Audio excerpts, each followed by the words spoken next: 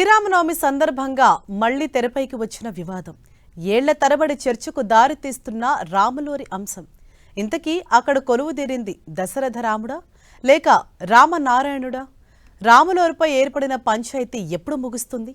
ప్రత్యేక కమిటీ విచారణ పూర్తయినా వివాదానికి ఎండ్ కార్డ్ ఎందుకు పడట్లేదు? ఈ వివాదంపై రామభక్తులు ఏం చెప్తున్నారు ఇప్పుడు చూద్దాం.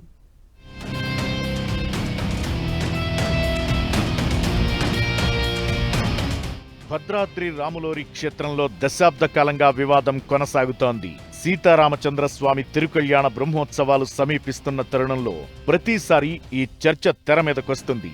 భద్రాద్రిలో జరిగేది శ్రీరామ కళ్యాణమా లేక లక్ష్మీనారాయణుల కళ్యాణమా అంటూ కొంతమంది ప్రశ్నిస్తుండటం ఈ చర్చకు దారితీసింది.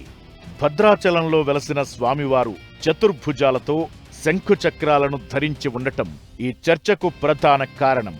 ఇందులో రెండు వాదనలు వినిపిస్తున్నాయి.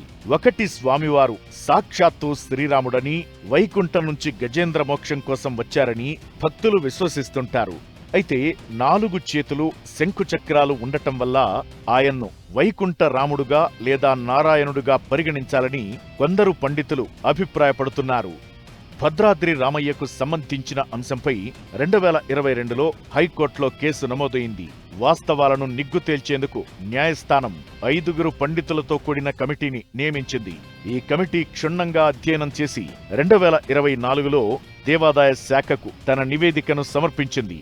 అయితే ఆ సమాచారాన్ని దేవాదాయ శాఖ బయటపెట్టకపోవడంతో పాటు కోర్టుకు సమర్పించలేదు. ఈ నివేదిక ఆధారంగా న్యాయస్థానం తుది నిర్ణయం తీసుకోనుంది.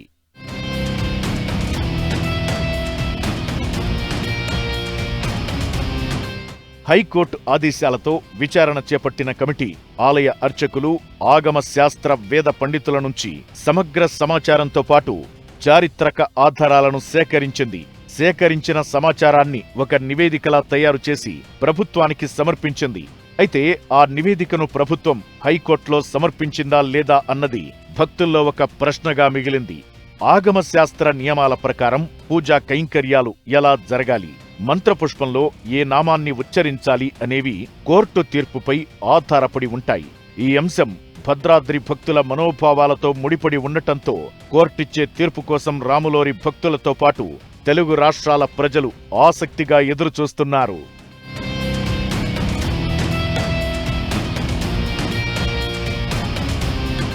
రామనారాయణ అంశం ఆలయ వైదికులకు, భక్తులకు ఎన్నో సవాళ్లు విసురుతోంది. భద్రాచలం శ్రీ సీతారామచంద్ర స్వామివారి ఆలయంలో నిర్వహించే కళ్యాణోత్సవంలో రామనారాయణ అనే మాటను వైదిక బృందం ఉపయోగిస్తోంది. కొన్ని వర్గాలు దీన్ని తప్పుబడుతున్నాయి. కొన్నేళ్లుగా ఈ వివాదాల తాకిడి రాజుకుంటూనే ఉండగా తమదే సరైన పద్ధతి అని ఇరుపక్షాలు చెప్పుకుంటున్నాయి.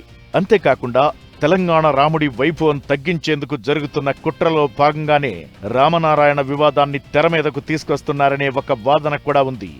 ఏళ్లు గడుస్తున్నా రామయ్య అవతార వివాదం కొలిక్కి రావడం లేదు. కమిటీ తేల్చిన నిజాలేంటి? నివేదికను ప్రభుత్వం కోర్టుకు ఎప్పుడు సమర్పిస్తుంది? ఒకవేళ నివేదిక సమర్పించినా కోర్టు తీర్పు ఎలా ఉండబోతోందనే ఉత్కంఠతో భక్తులు ఎదురుచూస్తున్నారు.